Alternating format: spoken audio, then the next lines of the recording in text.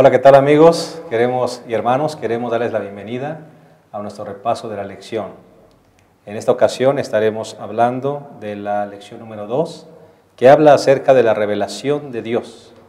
Entenderemos cómo las Escrituras fueron inspiradas por el Señor y cómo han llegado a constituirse en la regla de fe y práctica para el cristiano. Estamos transmitiendo desde el centro de producción de nuestra Asociación Metropolitana y esperamos que este repaso de la lección sea de edificación y de orientación para todos los que nos sintonizan. Bienvenidos.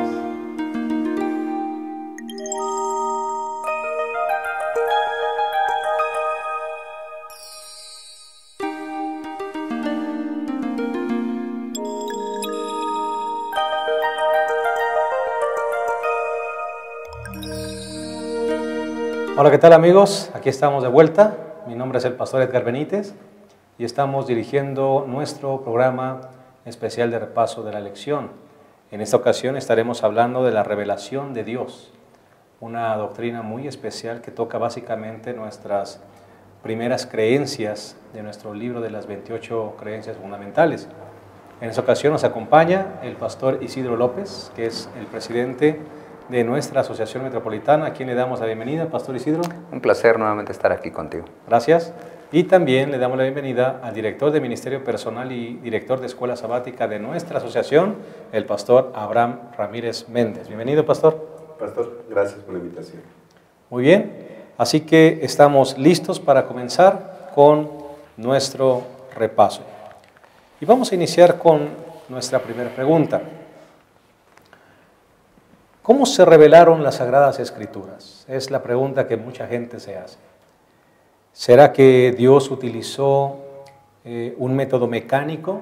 ¿Será que Dios le dictó palabra por palabra a los profetas la revelación de la Escritura? ¿Lo hizo verbalmente o lo hizo en forma de dictado? ¿Cómo fue la revelación? Pastor Isidro, trataremos de orientarnos en este sentido. ¿Cómo es que fueron reveladas las Escrituras? ¿Cómo nos dice la misma Escritura que el Señor reveló su voluntad para que pudiera llegar hasta nuestros días? Bueno, nosotros tenemos la seguridad, de acuerdo a lo que dice la segunda epístola de Pablo a Timoteo, capítulo 3, versículo 16, toda Escritura es inspirada. Ahora, el hecho de que toda la Escritura sea inspirada, mencionabas hace un poquito de si la revelación, cómo fue la revelación. Nosotros tenemos que aceptar que Dios reveló a cierto tipo de gente que Él escogió, que nosotros le llamamos los profetas. Así que esos profetas Dios les reveló a través de sueños y visiones, como lo mencionan las Sagradas Escrituras. Pero también tenemos que aceptar que de acuerdo a lo que dice el Nuevo Testamento, de manera muy específica el libro de San Lucas y el libro de Hechos, nosotros tenemos que el libro de Hechos y el libro de San Lucas son inspirados, pero no necesariamente revelados. ¿Qué significa esto? De acuerdo a la introducción tanto de San Lucas como del libro de Hechos de los Apóstoles, dice las Sagradas Escrituras que San Lucas hizo una investigación. Entonces, cuando él hace esa investigación, tampoco a nadie le dicta, y tampoco no es que Dios agarró a la mano del escritor San Lucas y fue escribiendo palabra por palabra.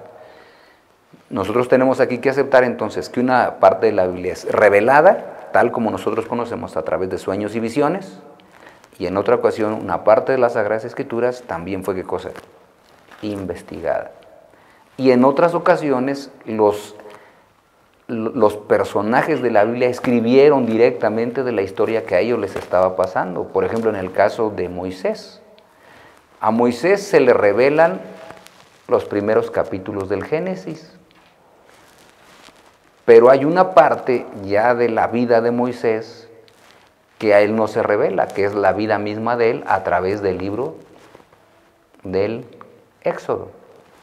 Moisés escribe la historia tal como la iba viviendo con el pueblo. Ahora, él vivía la historia, él la estaba viendo y Dios estaba inspirándole para que lo que él escribiera, lo escribiera Moisés con sus propias palabras, con su propio trasfondo cultural y también con su propio trasfondo económico inclusive, porque eso se puede notar en todos los escritos de Moisés. Y así son la mayoría o todos los escritores bíblicos lo hicieron de esa manera. ¿Qué es entonces lo que Dios inspiraba?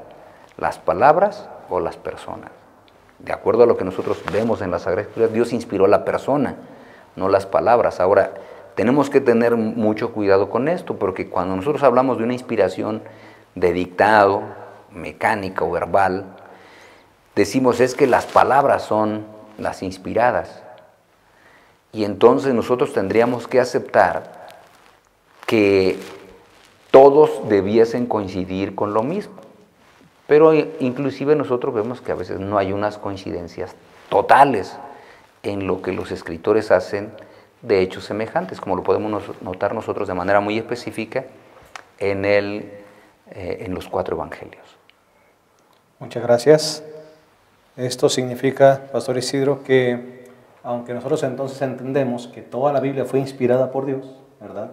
Y que Él inspiró a los hombres, ¿verdad?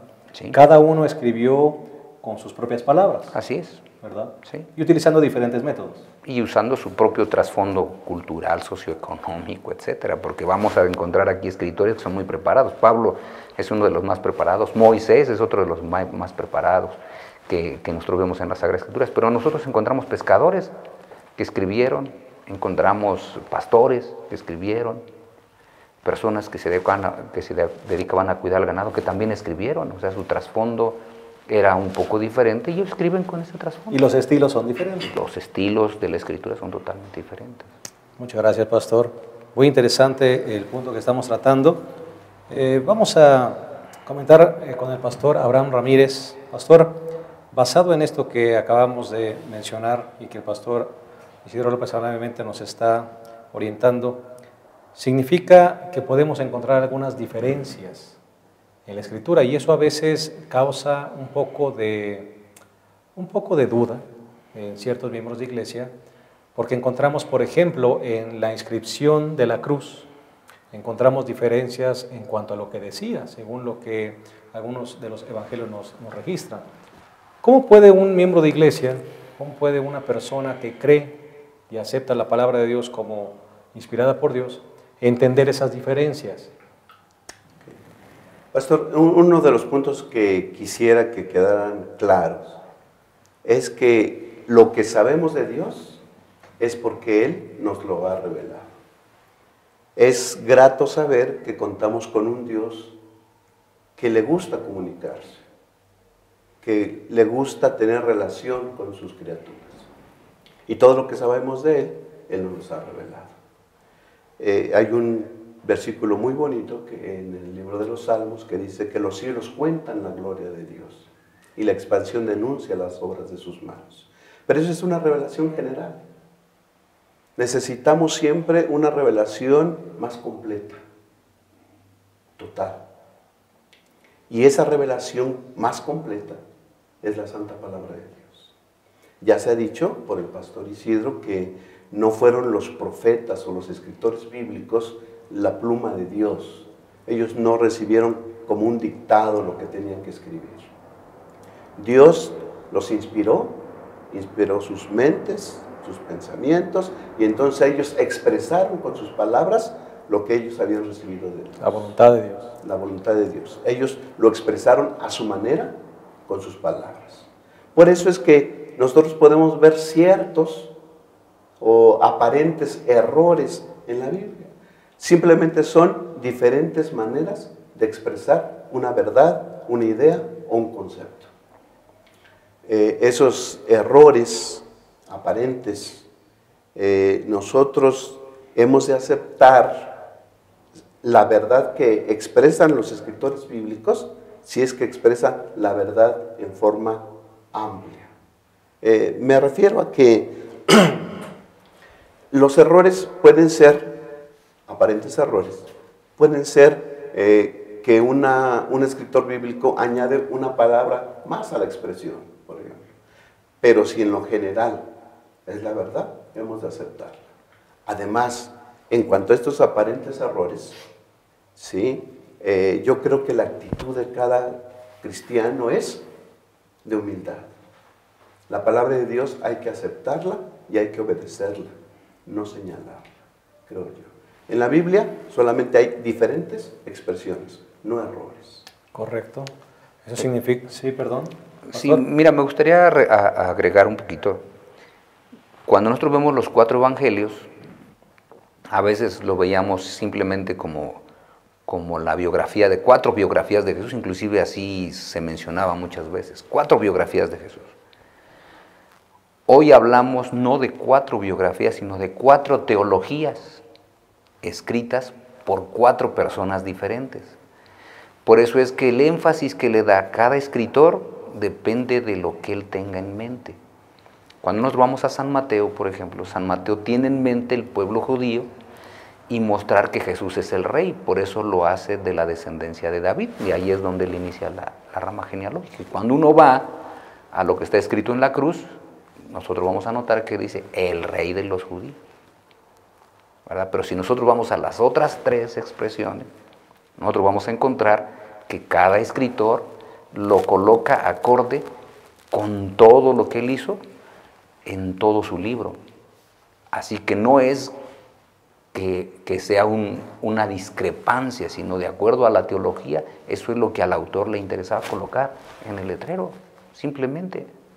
Y eso no significa que deje de ser inspirada la palabra Claro de que Dios no, en ningún momento. Al contrario, eso hace que yo acepte todavía con más seguridad lo que hemos dicho. Dios no utilizó la mano del profeta, la tomó y empezó a escribir y escribir y escribir. No, Dios inspiró el pensamiento del profeta para que él pudiera, de acuerdo a lo que Dios le inspira, plasmarlo de acuerdo a lo que él quería que sus lectores pudieran entender. Correcto. Creo que los conceptos han sido bastante claros. Queremos agradecerles por estarnos sintonizando y continuar acompañándonos en este repaso de la lección. Esperamos que sea de bendición y en un momento más continuaremos con este repaso.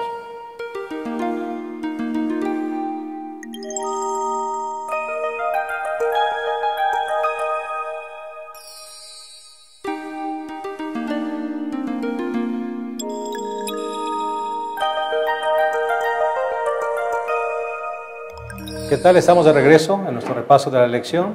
Estamos analizando la revelación de Dios en la lección número 2 y queremos una vez más decirles que nos sentimos felices de que estén acompañándonos. En esta ocasión vamos a hablar un poquito acerca de la Trinidad, ya que este concepto de el Dios triuno a veces causa un poco de incertidumbre, de duda. Pastor Isidro, nos gustaría que usted nos explicara un poquito este concepto de la deidad en 3 personas, ya que Génesis 1:26 nos dice que cuando Dios creó al hombre, Él utilizó la palabra hagamos en un plural. Y entonces algunas personas piensan que si estamos hablando de más de una persona, 2 personas, 3 personas, como nosotros lo creemos y como la Biblia lo enseña, pues tendríamos que considerarnos politeístas. ¿Se puede seguir siendo monoteísta con el concepto de la deidad en 3 personas? ¿Cómo podemos entenderlo? Bueno, en primer lugar nosotros tenemos que dejar bien claro el siguiente hecho. La Biblia no trata de demostrar que Dios existe. La Biblia es la revelación de Dios, por lo tanto, da por sentado que Dios existe, ¿verdad? Eso es lo primero que tenemos que dejar en claro para que la lección no se nos complique, eso es lo primero. En segundo lugar, la palabra Trinidad no se encuentra en las Sagradas Escrituras, para que no estemos pensando de que si la Trinidad está o no está. No, la palabra Trinidad no está, ¿verdad? El primero que utilizó esa palabra fue Tertuliano, a finales del siglo II, principios del siglo III, y él lo utilizó para decir que era una unidad de 3, triunitas, es decir, 3 unidos.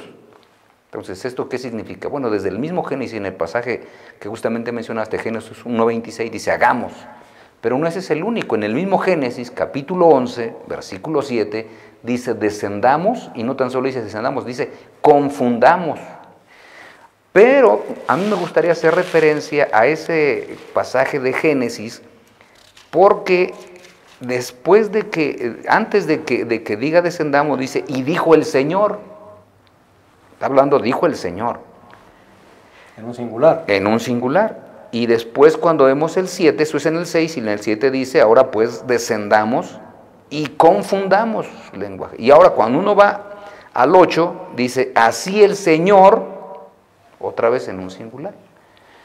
Entonces, nosotros para que podamos captar un poco este concepto, tenemos que tratar de ejemplificarlo de alguna manera. Y recordemos, todos los ejemplos son imperfectos, sin ninguna excepción. No hay un ejemplo perfecto. Ahora estamos hablando de un misterio, ¿verdad? Y para tratar de ejemplificar este asunto, primero déjenme dar una ilustración de lo que Agustín de Hipona una vez dijo. Él dice que estaba caminando por la playa y vio a un niño que había hecho un huequito y iba rápido al mar, cogía un poquito de agua y la traía y la vertía en el agujero. Y así estuvo yendo varias veces. Y entonces Agustín de Hipona se quedó intrigado e interesado. Y entonces fue con el niño y le dijo, oye, ¿qué es lo que estás haciendo? Dice, bueno, estoy vaciando el mar en este hoyo, ¿no? Y entonces Agustín sonrió y dijo, bueno, a veces así es el hombre, tratamos de poner algo que es infinito en una mente tan finita. Así que con eso en mente, ahora sí, este es un misterio.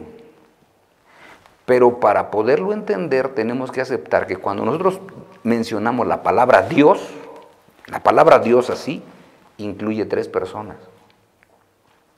Esas 3 personas que dijeron, hagamos al hombre, esas 3 personas que dijeron, descendamos, esas 3 personas que dijeron, confundamos. Son 3 personas en un gobierno universal. Nosotros aquí en este país, que es México, nosotros tenemos tres componentes del poder, ¿verdad? Del gobierno. Uno le llamamos el poder ejecutivo, el poder legislativo y el poder judicial. Los 3 en conjunto hacen el gobierno. Un gobierno. Este gobierno, el gobierno mexicano, son esos 3 poderes. Así que el gobierno mexicano es el poder legislativo, es una parte del gobierno. El poder ejecutivo, una parte del gobierno. El poder legislativo es una parte del gobierno. Lo mismo cuando nosotros hablamos de la divinidad, ¿verdad? Para tratar de captar el asunto, que le digo es infinito, tratarlo de entender como infinitas. Entonces, ¿quién es Jesús? Es una parte de la deidad. ¿Quién es el Espíritu Santo? Otra parte de la deidad. ¿Y quién es el Padre? Otra parte de la deidad. ¿Y los 3? Así los 3, bien unidos. Ahora sí conforman ¿qué?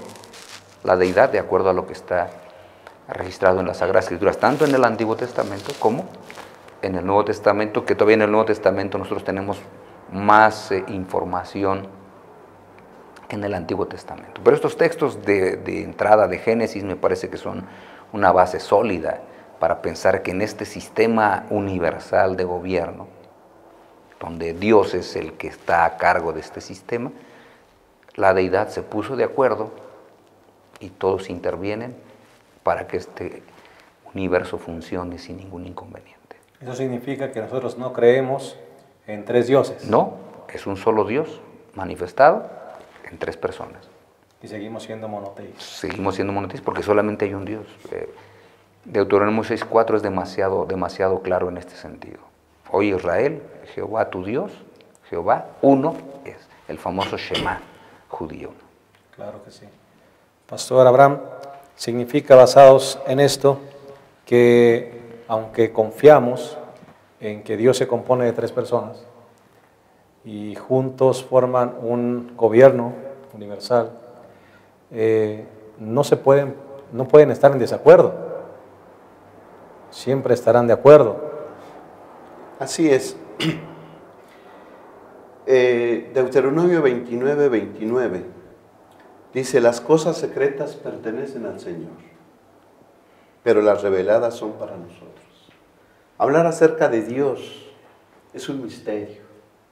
Hay muchas cosas de Dios que no las comprendemos ni las llegaremos a comprender. El conocimiento de Dios es infinito. Seres finitos no podremos nunca comprender en su totalidad a Dios. Hablar de la unicidad de Dios es hablar de que tres personas están completamente de acuerdo. Tres personas coeternas, que existen en comunión eterna, desde un principio. Y ellas siempre obran, esas tres personas siempre obran en conjunto. Y sobre todo, lo que nos debiera de llenar de gratitud es que esas tres personas actúan para nuestra salvación. Las tres quieren salvarnos. Amén. Qué hermoso concepto. Pastor, esto significa que los tres actúan en nuestro favor, y esto nos deja muy claro, pero además cada uno desempeña diferente función. Sí, así es, ¿no? Esto de hablar de la pluralidad de Dios solamente nos lleva a comprender mejor la actividad de cada uno de ellos. ¿Sí? Pero los tres están juntos, en acuerdo, en que el propósito final es nuestra salvación. Claro que sí. Sí, y todavía si lo queremos ver un poquito más de lo que decía el pastor Abraham, que me pareció súper atinado, es que los tres estuvieron de acuerdo en la creación, por eso dice, hagamos, o sea, ahí tenemos que aceptar que hay un acuerdo completo de la divinidad en lo que iban a realizar.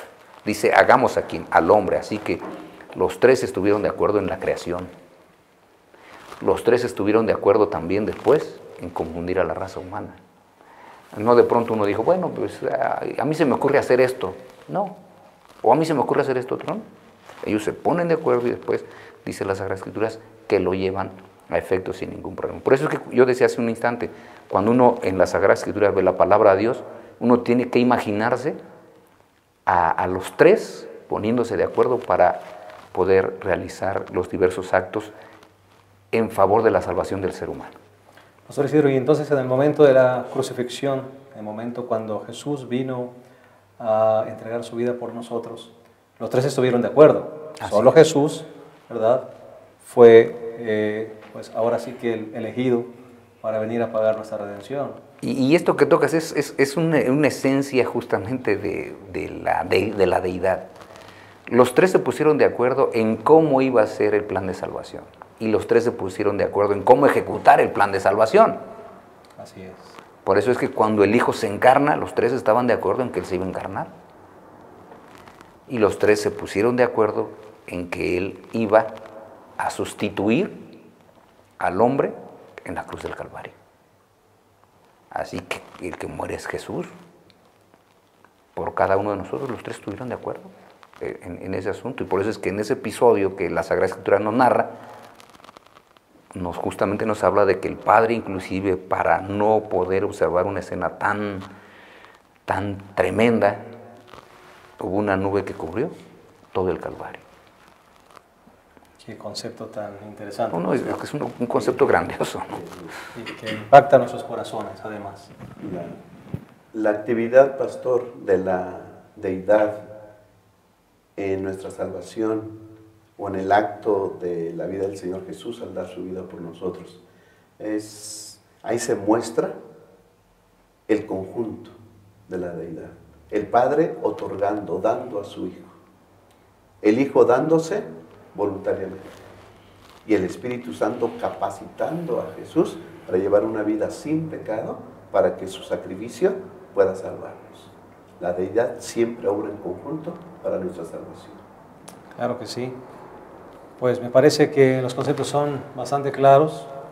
Estamos hablando de misterios, el misterio de Dios, de la deidad, pero el amor de Jesús me parece que es lo que más podemos nosotros resaltar en esta ocasión, el amor de Cristo.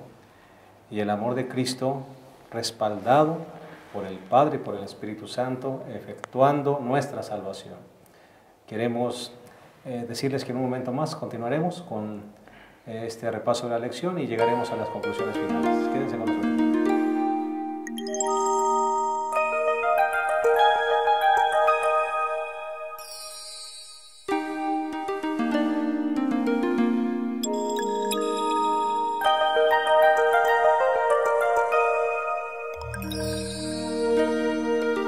Bien, estamos de vuelta con nuestro repaso de la lección. Estaremos llevando a cabo nuestra parte final y llegando a ciertas conclusiones. Me gustaría preguntarle, en primer lugar, Pastor Isidro, algunas personas piensan que cuando Dios vino y realizó su creación, de repente se le salió de control.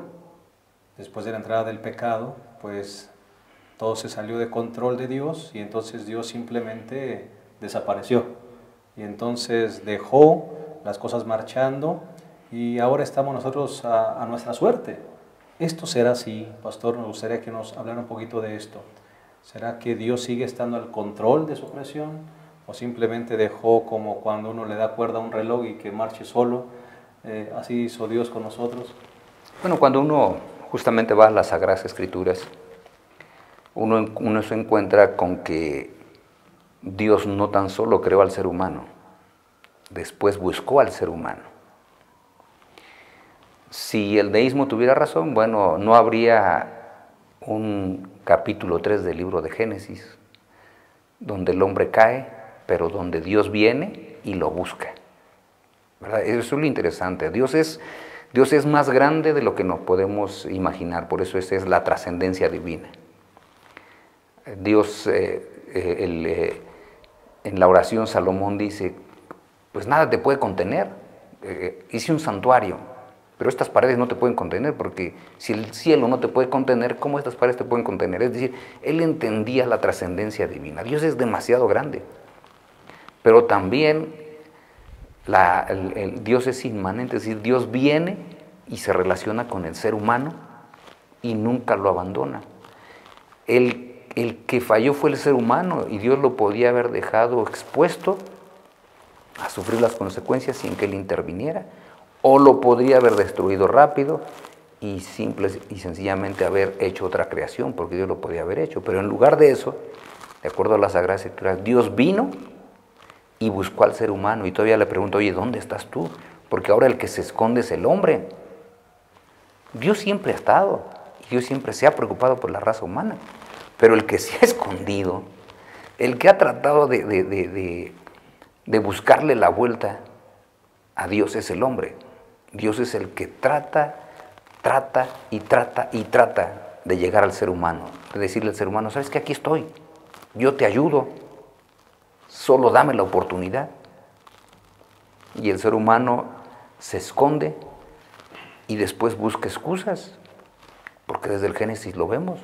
Es que si no me hubieras dado la mujer, yo no habría pecado, yo no habría desobedecido, pero ¿para qué me la das? Entonces el ser humano siempre trata de buscar algunas excusas para no acercarse a Dios, pero Dios está siempre donde el ser humano lo dejó, porque siempre está al pendiente de nosotros. Y no tan solo está allí, sino que todavía viene más cerca del ser humano para decirle, mira, yo me sigo preocupando por ti, porque Dios no cambia. Y si uno de los atributos de Dios es el amor no ha cambiado. El amor Dios lo manifestó en la creación. Dios lo ha manifestado en toda la historia al intervenir por el ser humano, y Dios lo manifestó en la cruz del Calvario. Y Dios todavía va a manifestar más su amor cuando Cristo Jesús venga por segunda vez, y por amor y porque creímos en Jesús, ahora seamos parte de los que estemos con Él en el reino de los cielos. Dios no cambia, Dios es el mismo ayer, hoy y por los siglos. Como dice las Sagradas Escrituras, yo Jehová no me mudo, no cambio. Sigo siendo el mismo Dios preocupado por ustedes, teniendo una intención completa que es la misma, que el ser humano viva conmigo por toda la eternidad, ¿verdad? Porque eso es lo que la Sagrada Escritura nos enseña. Qué maravilloso concepto, Pastor, el saber que Dios no nos abandonó a nuestra suerte. No. Sino que además sigue actuando, hizo la provisión para salvarnos y sigue tocando la puerta del corazón para que nosotros abramos la puerta y Él pueda entrar y restaurar completamente nuestra vida y nuestra relación con Él. Así es. Qué hermoso concepto. Pastor Abraham, tomando en cuenta esta base de que Dios se preocupa por nosotros, entonces ese concepto que algunas personas tienen de que la Biblia no tiene ya pues una trascendencia, o si la tiene, muchos ven a la Biblia solamente como un manual, como un instructivo de uso, como cuando uno compra un aparato de sonido y entonces lees el instructivo y es todo. Solamente te dice el instructivo cómo utilizar el aparato y se acabó. ¿Será que ese concepto que algunos tienen de que la Biblia solo es el instructivo que Dios dejó, sigue el instructivo y entonces encontrarás el camino correcto? ¿Qué podemos hablar acerca de eso, pastor? Dios tiene un plan, como lo expresó el pastor Isidro, tiene un plan de salvación. Pero ¿cómo nos dice a nosotros que tiene ese plan? ¿Cómo nos dice Dios que nos ama y que está a nuestro cuidado? ¿Cómo nos dice Dios que Él hará todo lo posible y que hizo un sacrificio inmenso al mandar a su Hijo a morir por nosotros? ¿De dónde conocemos eso? ¿De dónde sabemos eso? La Santa Palabra de Dios, la Biblia. Es la revelación del amor de Dios para con nosotros. Es la revelación del plan de Dios para nosotros. Es la revelación de las intenciones magníficas de salvación de Dios para nosotros. La Biblia tiene relevancia hoy y la tendrá siempre. ¿Quién no, al escuchar estas palabras, su corazón se conmueve? Isaías 41:10, no temas, que yo estoy contigo. No desmayes, que yo soy tu Dios, que te fortalezco. Siempre te ayudaré, siempre te sustentaré con la diestra de mi justicia. Amén. Dios siempre con nosotros. No hemos de temer. Nuestra vida debe estar basada en la revelación de Dios. La revelación de Dios es su santa palabra. Y cuando leemos esto, cambiamos, nos fortalecemos. El miedo sale y entra la seguridad. El odio sale y entra el amor. La lectura de la santa palabra de Dios tiene poder. Cuando el Señor Jesús les preguntó a sus discípulos, ¿quién dice la gente que soy yo? Pedro contestó, o los discípulos contestaron, un profeta, Elías, o Juan Bautista, o más. Pero Jesús les dijo, pero ustedes, ¿Qué piensan? ¿qué piensan de mí? ¿Quién soy yo? Entonces Pedro dijo, tú eres el Cristo, el Hijo del Dios viviente. Y lo siguiente que le dijo Jesús es especial y a mí me llena de felicidad eso. No, esto que acabas de decir no te lo reveló carne ni sangre, sino mi Padre que está en los cielos. Cuando yo leo la palabra de Dios y en sus páginas encuentro el amor de Dios hacia mí y el sacrificio de su Hijo hacia mí, el Espíritu Santo trabaja en mi mente y acepto a Jesús como mi Salvador. Los tres participando en mi salvación. Ese conocimiento, esa fe, eso que se produce en mi interior, es la revelación de Dios a mi mente. Nosotros también recibimos revelación divina al aceptar a Jesús como nuestro Salvador. Leamos la Biblia. Es la palabra de Dios. Es la expresión del amor de Dios hacia nosotros. Leamos toda la Biblia porque toda escritura es inspirada. Y el mismo Espíritu Santo, pastor, que inspiró a los profetas, será el mismo Espíritu Santo que nos inspirará a nosotros a encontrar ese camino de la salvación. Fíjate, nada más si me permites aquí agregar un puntito. A veces hay personas que piensan que el Dios del Antiguo Testamento es un poco diferente al Dios del Nuevo Testamento, y la Biblia dice que no, es el mismo.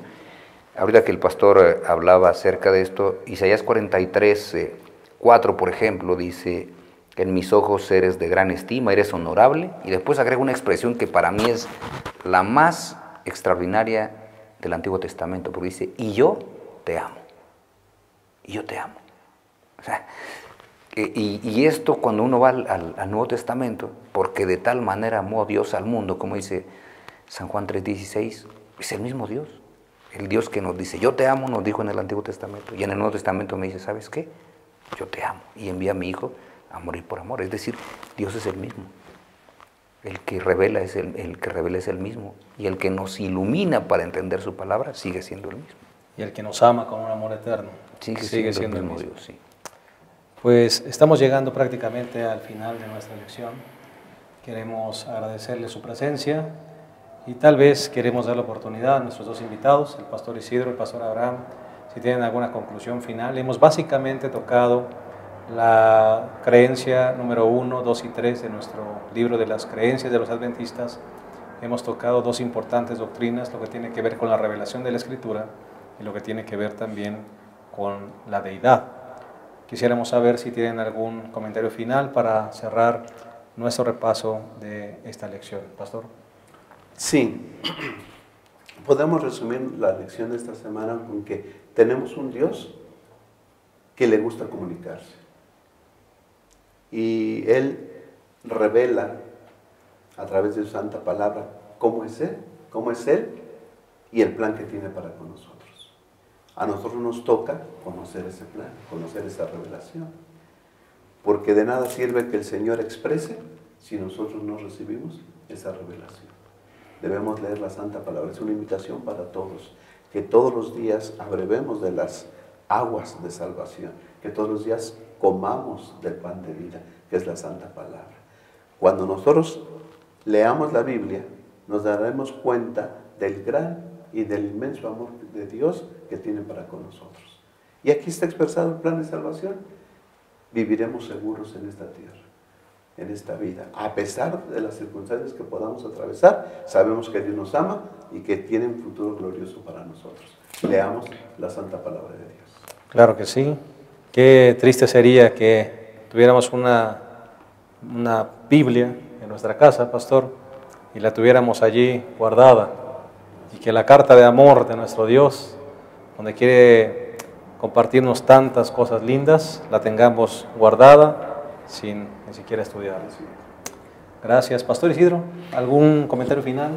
Yo nada más lo que me gustaría decir es, en primer lugar, toda persona que realmente quiera conocer a Dios, tiene que leer las Sagradas Escrituras en su conjunto toda. No una parte sí y otra parte no, porque Pablo es muy claro, toda la Escritura es inspirada por Dios, desde el Génesis hasta el Apocalipsis. Así que nosotros tenemos que estudiar todas las Sagradas Escrituras. Y una vez que estudiamos todas las Sagradas Escrituras, hay un asunto que es básico. Nunca seremos iguales. Porque entonces nos encontraremos con Dios de tal forma que anhelaremos que Él nos transforme, así como Él ha transformado a muchas personas. Porque una vez que entendemos que esta es la palabra de Dios y comprendemos un poquito a Dios, nuestras vidas serán tocadas y transformadas. Hay un autor muy interesante que se llama Giovanni Papini.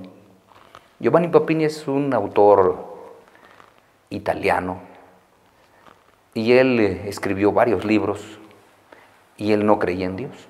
Así que en sus primeros libros no se nota ningún tinte de que tuviera algún conocimiento de Dios.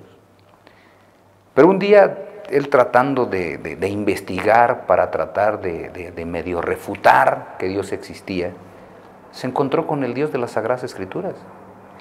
Se convirtió en un gran creyente y terminó escribiendo un libro que se llama Historia de Cristo, que es un libro extraordinario. Yo he dicho que después de El deseo de todas las gentes, uno de los libros que me gusta leer es Historia de Cristo de Giovanni Papini. Ahí es donde estoy diciendo, aquella persona que lee las Sagradas Escrituras tratando de encontrarse con Dios, y a veces, aun cuando no se tratan de encontrar con Dios, Dios los encuentra y Dios los transforma. Porque tenemos que aceptar que la palabra de Dios tiene poder. Y cuando yo me encuentro con Dios y entiendo al final quién soy, solamente atino a decir, alabado sea Señor, por tanto que me has amado y porque me has dado la oportunidad de conocerte. Amén. Muchas gracias. Queridos hermanos, queridos amigos que nos han seguido en este paso de la lección, recuerden que el mayor argumento que tenemos para confiar en este sagrado libro es su poder transformador. Cuando tú te confrontes con las verdades de este libro, tu vida no volverá a ser la misma. Compruébalo por ti mismo. Muchas gracias por acompañarnos. Estuvimos felices de estar contigo en este repaso a la lección. Esperamos que esta orientación, que estos conceptos que se han hablado aquí, sean de mucha edificación para tu vida y que realmente la lección de escuela sabática y su repaso y por supuesto el estudio de la palabra de Dios puedan impactar tu vida de tal manera que podamos decidir mantenernos fieles a ese maravilloso Dios que nos ama, se ha revelado y sigue revelándose a nuestras vidas. Que Dios les bendiga. Muchas gracias por estar con nosotros y muchas gracias a nuestros invitados también. Al contrario, Nos un placer. esperamos la siguiente semana con un repaso más de nuestra lección. Dios les bendiga.